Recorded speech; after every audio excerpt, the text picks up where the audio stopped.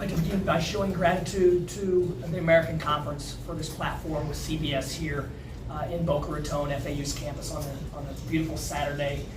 In March, it's a great opportunity for us, our university, our athletic department, to be put on this type of stage, this platform, and fortunately for us, we have really, really good players who play the game at a high level, and it was a great basketball game between two really, really good teams with great players. On that note, how you know, how do you balance, like, are the players hyper aware that they're on, you know, CBS national TV? I mean, they got used to it last year, obviously, in the tournament, but when it's that type of atmosphere out there and a difficult opponent on CBS, is that something to get used to or to temper them about? Do you prefer coach speak or reality? Reality. I like reality. I'll flip it and ask a question. Do you think NBA players are excited to play on Christmas with the entire country watching on the biggest stage? Our guys do too, because they're big time players who love to perform with this spotlight. So how impressed were you about how they did perform out there under the spotlight? There were several things that concerned us as a staff going into it. How our guys would perform on CBS for a home game against the Memphis Tigers wasn't one of them. It was more how are we going to defend, how are we going to match up with Tomlin and Quinterly and Jones and these guys, and how we're going to get back in transition defense. Yeah. Hey, Coach, quick 2-for-1. One, do you have any plans to visit Vlad's family in Russia at any point after he's done here? But more serious question, how do you truly balance being a head coach and a father and a husband? Just some insight for some young men coming up to fill your same shoes. That's a very, very tough question. Hopefully I have a chance to meet Vlad's family, because they did an unbelievable job of raising a special human being that happens to be a great basketball player. As far as balance, work-life balance is never easy. I read this a few years ago and it stuck. I think if you're really driven and motivated to be great at both, when you're at work, you feel like you probably should be at home more, and when you're at home, you feel like you should be working. So it's a daily battle. Fortunately for me, I have 3 sons and a wife that are involved in every facet of my life, my career. So we try to share it all and do it all together. But it's tough, because you're trying to be the best leader, the best mentor for your young guys, but also showing them how to be at least a good husband and a great father. Thank you. Coach, you guys haven't lost a game in March since the 2022 season. Does the team just have an ability to flip that switch? I hope so.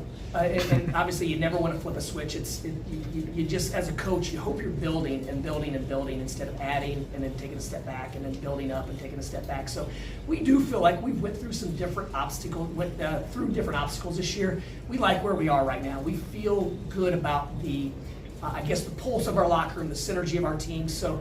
And obviously, going on the road in environments like ours today on the road, because of last year's success, has been challenging. It's been difficult, and now we're not going to have to see that anymore. And so we're going on neutral sites, and there's no reason why we wouldn't be extremely confident that we're going to play well on whatever neutral site we have after the Dickies Arena in Fort Worth.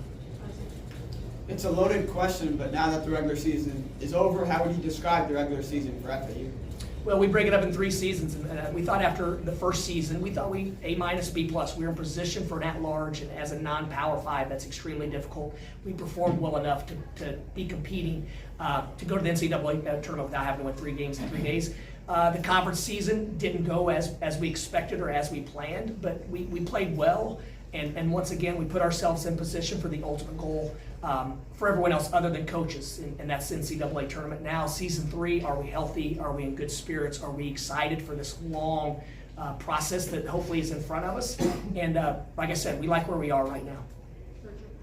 Coach, you see the seniors with Weatherspoon, Greenlee, and Gaffney being honored throughout senior day. Seeing them develop into the players they are today and making the contributions they have made throughout the past couple of years, what kind of emotions do you feel seeing them be honored in the way that they were by the fans?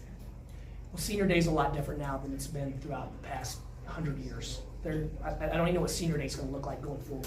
And I'm not complaining, I'm just making a statement. And those guys had an opportunity to finish their eligibility at a place that they left a mark, a legacy, and not just because of the Final Four run or because of the conference championships, but because of the way they work, the way they interact with each other, the way they interact with us as a staff, the way they are normal students, and they embrace just being some normal dudes who are doing something special together. And that's not always the case. And just proud of those three. I could go on. We could have this again tomorrow, and I could go on for 4 hours talking about those three guys because they've worked, they've shared, they've sacrificed, and they've won at an extremely high level. Our success wouldn't look anything like this if those three didn't make the decision to come here and stay together and do it the way they did it. Cameron. Coach, the AAC's proved to be a ultra competitive conference. Even the top teams can lose every night. So how important is it to lock up that first round bye and get that bye in the conference tournament? It's extremely important just because the numbers say it's really difficult to win 5-5, 4-4, and 3-3 is much more manageable. And most of the teams that win the conference tournament play 3 games in 3 days. Now they also are the higher seeds, but playing less games and less days is beneficial if you're trying to compete for a championship and get the automatic bid. And I don't know what seeding looks like or anything like that, but I know that the higher the seed, the better. Maybe the location's a little bit better. I don't consume myself with any of that, but I guess it's proved to be a very, very difficult conference to compete in night out. JJ. Coach, last week you said that if you won the next 2, you felt like you're in a good position for an at-large. Do you still feel that way, or is that something you're not thinking about? Yeah, that was probably an uninformed answer on my part. I just wanted to win the next 2 games, and I know I'd feel better. So yes, I felt much better than if we lost 1 or 2 of the last games. And I don't know if that's the tournament ramifications or just because we won and played well, and really I thought we got great contributions from a lot of guys. So it's just more the way we played the game versus where we are and that type of stuff. Obviously you hear it, it's impossible not to, but I don't process it after I hear it. 3 more questions, Jim. Kind of 2 quick ones. First of all, when you called for that 2-for-1 at the end of the first half, did you have any idea you'd be lighting a match? Pardon, I'd be letting him what? That you'd be lighting a match because he took off after he hit that shot. Absolutely, I knew that.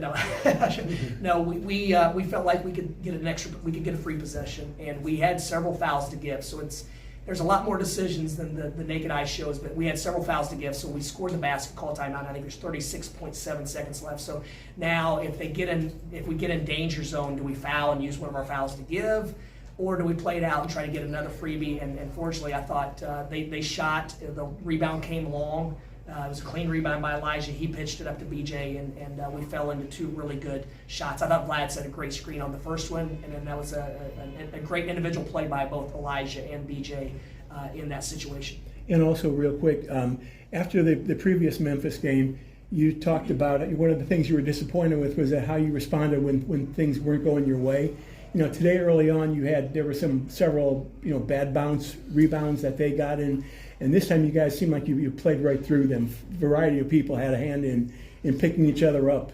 Is that how you saw it too? Absolutely, and even I saw there were numerous examples of when a guy would be frustrated with this or that. Someone brought him back to recenter them by saying that word. And so we've stressed it. We've talked about it all week. So our response to any adversity, our response to success has to be almost treated the same, with a consistent approach and realize that these games are long, and if we let one mistake compound and become 2 or 3, then we're setting ourselves up. Coach, obviously last Saturday you knew you had your hands full with North Texas and Memphis, and you had a couple tough games. So now do you feel a lot better that not only did you have those tough games and won them, but this is a good boost here going into the conference tournament? You haven't had a lot of easy games. So therefore, your tournament tested at week in and week out in a conference of this magnitude. Yeah, we feel better about the way we're playing after these 2 games. A lot goes into winning and losing, the randomness of it all. But we feel better about our direction than we did a week ago. And it's not that we didn't feel great about it a week ago, but we do feel better. We're having spirited practices. Guys look like they're still enjoying being here after. I mean, these guys have worked consistently since almost the day we got back. And you always worry about burnout. Our season's so long, you worry about all those things, and you hope the postseason ignites you. There's something there to ignite a fire. Fortunately for us, I think our fire was ignited in the process of getting better and knowing we needed to really come together because it's been, I think, I don't want to speak for all of us, but I think it's been even more difficult than we had assumed. And we assumed it was going to be extremely difficult. So, but with that, it's become it's been a blast. It's been more fun because it's been more difficult. Coach, Vlad was another big game tonight, but Bryan Greenlee had 21 tonight. Jalen Gaffney had the big game against Tulane. Nick Boyd against UNT. How important is it for some of the other guys outside of Elijah, John L, and Vlad to contribute offensively to provide a balanced offense for you guys? Well, Nelly's he's garnering a lot of attention. Teams build walls. They run a second guy at him. If you see him, if he turns his back to the basket, they run another defender at him. They put two guys on his ball screens, and I thought he did a great job of accepting that they're going to put two on me. I'm not going to force the issue. I'm going to move it, and we got great looks because of his unselfishness. And Elijah Martin, same thing. It's a lot more difficult to go try to get it on your own than to get it in the flow. And when everyone's making shots, it just puts the opposition's defense in a quandary of, do I stay here, do I move? And anytime you have a defense thinking, then you're in good position. So it's obvious that we need those guys to play the way they did tonight, at least semi-frequently, because you're not going to play great every night, but we have enough pieces and weapons that we should see that more frequently going forward. Thank you. Last question. I got two quick ones, Dusty. The first one, it seemed like Memphis came out of the gate and kind of seized the momentum early, first 9-10 minutes. What changed after that 11-minute mark where you guys kind of evaporated their 6-point lead into control? Well, as a staff, we look at it a little bit differently. We thought we had 3 or 4 great possessions. That the result wasn't what we wanted. They shot a 3. We had a great contest, hit the top of the backboard, dropped in. There were 2 other instances where we knocked the ball loose because they're really, really good and athletic and skilled. They were able to knock it loose and still get it in. They made a couple very difficult 17-foot jump shots. And so our message was, we're down a couple points or 2 possessions, and we're playing really, really well. If we can clean up these 50-50 basketballs, if we can come up with a couple more to be quicker to the ball than they are, then we'll be fine. And I thought Memphis played really well tonight. They made shots, they made plays. They are a tough cover across the board. And I have a feeling they're going to be playing for a lot longer. And second quick thing, David Jones obviously still had 16 points, but which was much less efficient today. What did you guys do on him? What was the game plan there to kind of knock him off balance? I thought we had great awareness. We showed he's so proficient at drawing fouls. I thought we showed our hands. I thought we got underneath him a little bit and was able to beat him to the spots. He's just a tough matchup because he can score in so many different ways, but he's such a load because he scores on the offensive glass and he scores in transition, and then in half court he can make the 3, can drive it, and get to the line. So I thought we kept him off the glass better than we did in game 1, and we didn't give him any easy ones in transition that I can recall. Thank you, Coach. I just want to say from all 3 of us, we're just bittersweet moment, but just super appreciative of where we've taken this program. Just the fans, the atmosphere from FAU over the past 2, 3, 4 years that I've been here. It's just been nothing short but just amazing to watch the growth that we've had on and off the court. And yeah, I just want to shout out the fans too for showing up every single night with just crazy energy, packing the place out and just making it one of the best environments in the country. So thank you guys, man, for real, from all 3 of us. BJ, 21 points, 5 of 6 from 3 on senior night, and your final home game in your FAU career. Is it fair to say that this is one of the most meaningful games in your career? It's definitely up there. Yeah, probably one of them, just because I'll remember it forever. My last game here in the Ely, in the Borough, with my guys, my brothers, and my family here to watch me. And obviously, I had a great performance. So, thanks for both of these guys finding me. I mean, I think all my buckets were assisted almost. Appreciate my teammates. So now that you're through the final regular season game, that extra drive this year to have more seniors who just do not want this to end. How much extra push do you think that'll give you guys in conference play? I think, it will give us a lot of extra push. We're just expecting to continue playing. We know this is not the last game of the season, so we're just motivated as ever. We were just talking about in the locker room that this is like part 3. You got pre-conference, regular conference, and then postseason. So we're entering a new chapter right now. We just want to go into it with some momentum. Jalen Gaffney, you started out at UConn and then you finished it out here at Florida Atlantic. Could you talk about your journey from there to here? Yeah, I'll keep it short and sweet. I just wanted to find a new home, a new place where I can call home, kind of a freshman start. And luckily I knew Coach May, I took a visit here and I seen the guys, I seen the family environment that they had, and I knew I could add to that, and I just wanted to be somewhere where I can just play basketball, love playing basketball, and I'm glad I got to spend my last 2 years of college here, for sure. BJ, two-part question. Did you wake up this morning thinking, I'm going to light it up today? And also, when Coach May called the 2-for-1 into the first half and you took the first shot and that went in, how much did that affect your confidence for the rest of the day?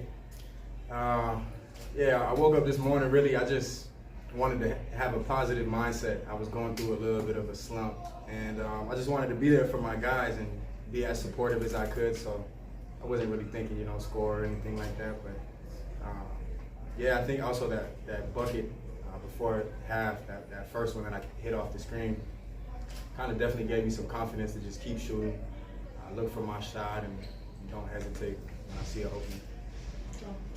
A 30-1 record at home the last 2 seasons, does that just speak volumes to how comfortable you guys feel here, the atmosphere, or just the way you guys have been able to find a rhythm? It's definitely to see your vocal, the fans. I mean, we feed off that a lot. I mean, it's tough to come in here with no fans and not play as hard. So I mean, with the stands filled every game, I mean, our energy just be through the roof, and just be the icing on the cake. Okay, how much do you guys feel that you learned from the last time that you played in Memphis that you were able to apply to today's game? I know that you had senior day, which was emotional enough, and potentially the tournament, but this was an important game for you guys to get where you're going to go going forward. Yeah, we learned a lot, I would say, from the last Memphis game. Just taking care of the ball, I think, was the biggest thing. Also, too, just knowing our advantages. We fed Vlad a lot, and we're able to play off him. And then just attacking certain guys offensively, just trying to find the best matchups. But yeah, we definitely applied a lot that we learned to this game. 2 more questions. After that earlier in the season matchup with Memphis, a couple of their guys came out and were talking about how they were watching that NCAA tournament matchup, watching videos of you guys celebrating. Was there any extra motivation for you guys going into this game, or was it kind of going into it like any other game? I think for all of us, we have a next game mindset kind of. So we came in here, this is the next big game, really, and this also was I guess our 3rd game playing them. So just winning that, going into this game, and just coming out with a positive mindset and going into just to win it was all of us. Last question. Question for any of the 3 of y'all. David Jones obviously had 16 points, was like kind of inefficient throughout the game. What was the game plan on him, and what did you guys do to kind of get him out of his comfort zone? It wasn't a game plan. Just scoot him into him. We the Owls. We're not scared of anybody. We just gonna play defense, be there for each other. We know they don't like to pass the ball this much, so we just gonna be in each other's gaps. Just be there for each other. And if you make a tough shot, you deal with it. Just a quick one. You guys know? They gotta go. Okay, all right. Thank you, Brandon. Thanks, guys. Thank you, Jacob.